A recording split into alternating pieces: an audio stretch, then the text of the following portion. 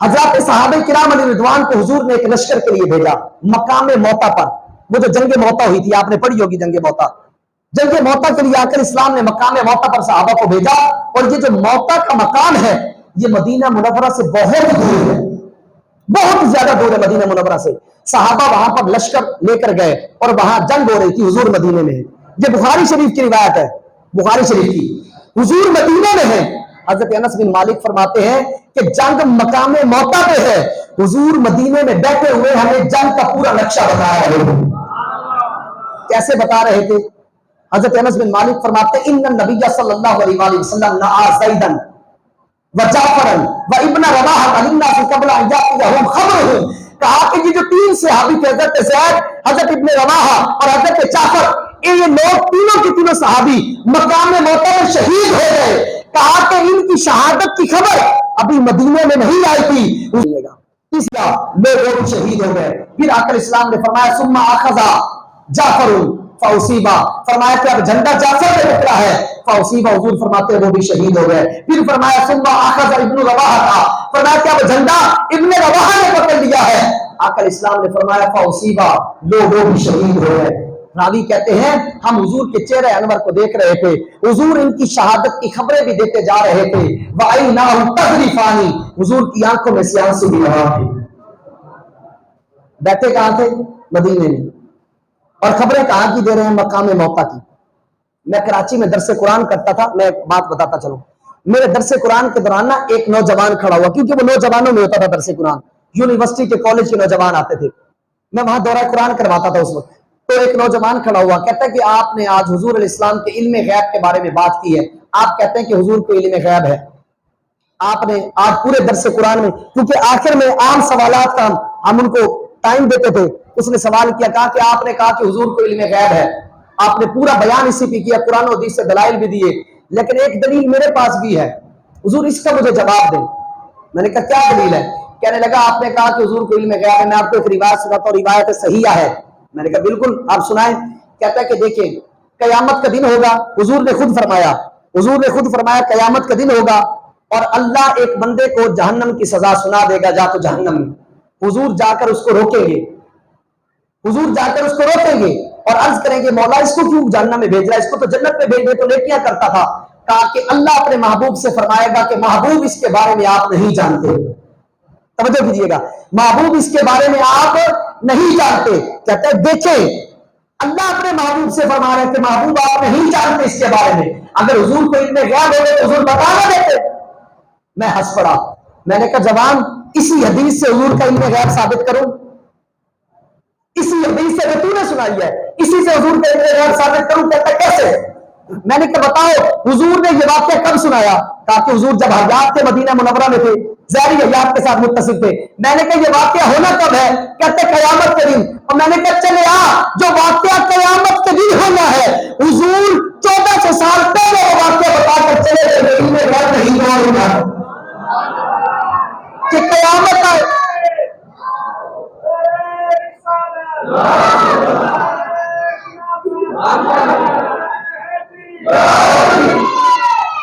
یہ علم غیب نہیں تو کیا ہے کہ زمین پہ بیٹھے اور بتا رہے قیامت کے دن ایک شخص آئے گا، اللہ اس سے یہ کہے گا، پھر میں یہ کہوں گا، اللہ مجھ سے یہ فرمائے گا. 1400 سال پہلے مدینے کی سرزمین پر بیٹھ کر حضور محشر کا نقشہ بتا رہے ہیں. یہ علم غیب نہیں ہوگا. میں نے کہا اسی سے ثابت ہوتا ہے.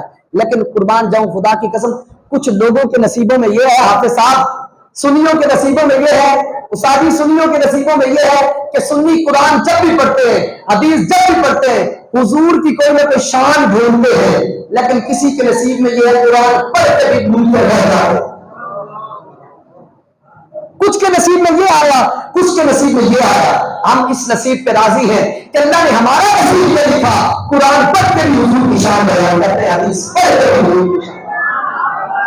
میں بات عرض کر رہا تھا آپ کے سامنے حدیث. آقا علیہ الصلوۃ والسلام خبریں دے رہے تھے. فرمایا کہ زید بھی شہید ہو گئے، ابن رواحہ بھی شہید ہو گئے، جعفر بھی شہید ہو گئے. حضرت انس بن مالک فرماتے ہیں آئیناہ تذریفانی، کہا کہ حضور ان کی شہادت کی خبریں سنا بھی رہے تھے، آنکھوں میں سے آنسو بھی रवा थे। कहा कि फिर अचानक हुजूर ने फरमाया, अचानक फरमाया हत्ता अखज़ अर्रायत सैफ मिन सुयूफिल्लाह हत्ता फतहल्ला वली।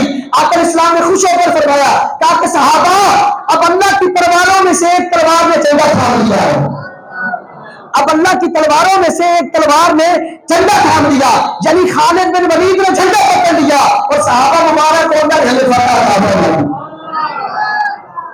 तो शायर ने बड़ी प्यारी बात यहाँ पे लिखी है, कहता है बैठे ने विच मदीने, बैठे ने विच मदीने सुन दे ने सब दी मंगता जो आप कोलो भर दे ने सब दी चोरी दर दर के हो बचाओ सरकार राजो बनाओ। हुजूर के दर पे वल्लाह वो सुन लेंगे, खुदा की कसम वल्लाह वो सुन लेंगे, फरियाद को पहुंचेंगे, इतना भी तो हो कोई जो आह करे दिल से। हमने कभी दिल से पुकारा ही नहीं, हम पुकार के तो देखें। इमाम बसीरी 606 सनी हिजरी के अंदर फालिज हो गया, नीचे वाला धड़ सारा फालिज में हो गया, पूरा धड़ काम नहीं करता। हुजूर के नाम का कसीदा बुर्दा लिखा, हुजूर को दिल से पुकारा, रात को हुजूर तशरीफ भी लाए, फालिज भी ठीक किया और तोहफे में चादर भी चले। वल्लाह वो सुन लेंगे, फरियाद पे पहुंचेंगे, इतना भी तो हो गई जो आह करे दिल से। सरे अर्श पर है तेरी गुजर, दिले फर्श आला ने फरमाया, सरे अर्श पर है तेरी गुजर, दिले फर्श पर है तेरी नजर, मालाकूत मुल्क में कोई शय नहीं गोद तुझ पे आजाद हो। हुजूर को अल्लाह ने सब अता फरमाया, हुजूर देख रहे हैं। और देखें, मैं बात बता रहा था, बैठे हुजूर मदीने में हैं, मौका में जंग हो रही है, पूरा नक्शा बता रहे हैं, शहीद होने वालों का मकाम भी बता रहे हैं, जंग की फतह भी बता रहे हैं, ये हाजिर और नाजिर नहीं हो रहे।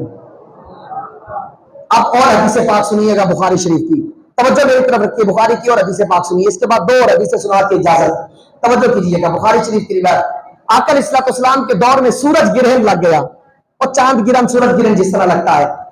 हिदायत है खासबत शम्सु अला हदी रसूलुल्लाह सल्लल्लाहु अलैहि वसल्लम फसल्ला, हुजूर के दौर में सूरज ग्रहण लगा, आका अलैहिस्सलाम ने सहाबा को सूरज ग्रहण की नमाज पढ़ाई। हुजूर जब नमाज पढ़ा रहे थे ना, तो नमाज के दौरान आका अलैहिस्सलाम ने अपना दस्ते अनवर ऊपर किया, अपना दस्ते अनवर हुजूर ने ऊपर किया। अब सहाबा थे तो नमाज में, थे तो नमाज में, हम क्या कहते हैं, बंदगी खुदा पाक की, यही कहते हैं, थे नमाज में, बंदगी खुदा की थी, देख मुस्तफा को रहे, देखे मुस्तफा को रहे थे, क्योंकि हुजूर काबे का ही काबा है। वो रिवायत है ना कि एक सहाबी हुजूर अलैहिस्सलाम के सामने थे, वो नमाज पढ़ रहे थे, नबी पाक अलैहिस्सलाम ने उन्हें बुलाया, वो नहीं आए, वो नहीं आए। जब नमाज मुकम्मल करके वापस आए और आकर अर्ज करते हैं, कहते हैं हुजूर क्या काम था? आका अलैहिस्सलाम ने फरमाया, मैंने जब तुम्हें बुलाया था तुम क्यों नहीं आए?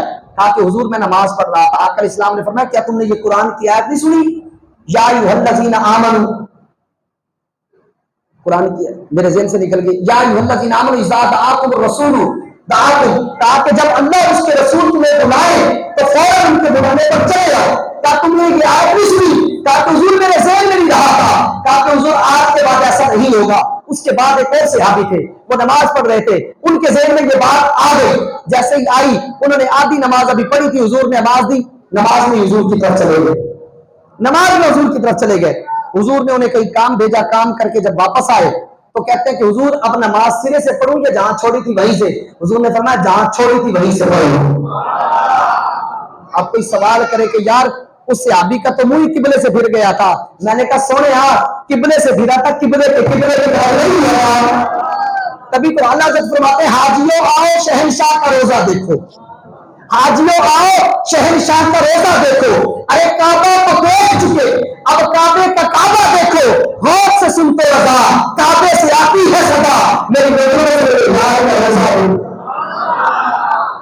तो कहा गए, कहा कि हुजूर हमने आपको देखा कि आप नमाज में अपना हाथ बुलंद किए हुए थे, बुखारी शरीफ की रिवायत है। हुजूर आपने नमाज में हाथ बुलंद किया, कदर आई नाता तनावलता शैयन मिन मकामी, कहा कि हुजूर आप अपनी जगह पर खड़े होकर आसमान की तरफ से कोई चीज तोड़ रहे थे। हुजूर ये क्या चीज थी? नबी पाक अलैहिस्सलाम ने अभी ये बात बताई। आका अलैहिस्सलाम ने फरमाया उरीतुल जन्नता, हुजूर ने फरमाया मैंने जन्नत को देखा। है मदीने में नमाज पढ़ा रहे हैं और फरमाते मैंने जन्नत को देखा। किसको देखा? हुजूर फरमाते मैंने जन्नत को देखा। کہا کہ جیسے میں نے جنت کو دیکھا وہاں پر میں نے کھجور کے خوشے دیکھے، فتناولت منها عنقودا، میں نے چاہا کہ اس میں سے ایک خوشہ توڑ لوں، اس میں سے ایک خوشہ توڑ لوں، ولو اخذته لاکلت منه ما بقي الدنيا، حضور فرماتے ہیں اگر میں وہ خوشہ توڑ لیتا، اگر وہ میں خوشہ توڑ لیتا تم کھاتے رہتے، دنیا ختم ہو جاتی، وہ خوشہ ختم نہ ہو۔ یہاں جو بتانے کی بات ہے وہ یہ ہے حضور مدینے میں پڑھا نماز رہے ہیں، جنت میں نظر بھی چلی گئی، جنت میں ہاتھ بھی چلا گیا، اور سرکار میرا آپ کا تصرف تو اتنا ہے نا، ادھر بیٹھے تو یہاں تک آپ جائے گا، نگاہ بھلے دور تک جائے گی، میں نے کہا تھا نا کہ جہاں تک نگاہ مصطفیٰ جاتی ہے وہاں تک دست مصطفیٰ بھی جاتا۔ اللہ نے یہ محبوب کو شان عطا فرمائی، اللہ نے یہ محبوب کو رفعت عطا فرمائی۔ آئیے اور حدیث پاک سنیے، نبی پاک علیہ السلام نے ارشاد فرمایا، ایک مرتبہ صحابہ سے فرمایا حل ترونا قبلتی ہاؤنا، کیا تم سمجھتے ہو کہ میرا منہ صرف ادھر ہوتا ہے؟ حضور نماز پڑھا کے فارغ ہوئے، فرمایا کہ حل ترونا قبلتی ہاؤنا، کیا تم یہ سمجھتے ہو کہ میرا منہ صرف قبلے کی طرف ہوتا ہے؟ فرمایا نانا فواللہ ما یخفى علی خشوعکم ولا رکوعکم، حضور نے فرمایا خدا کی قسم تم نماز میں کس نیت سے آتے ہو یہ بھی جانتا ہوں، تم نماز میں کیسے رکوع کرتے ہو یہ بھی جانتا ہوں۔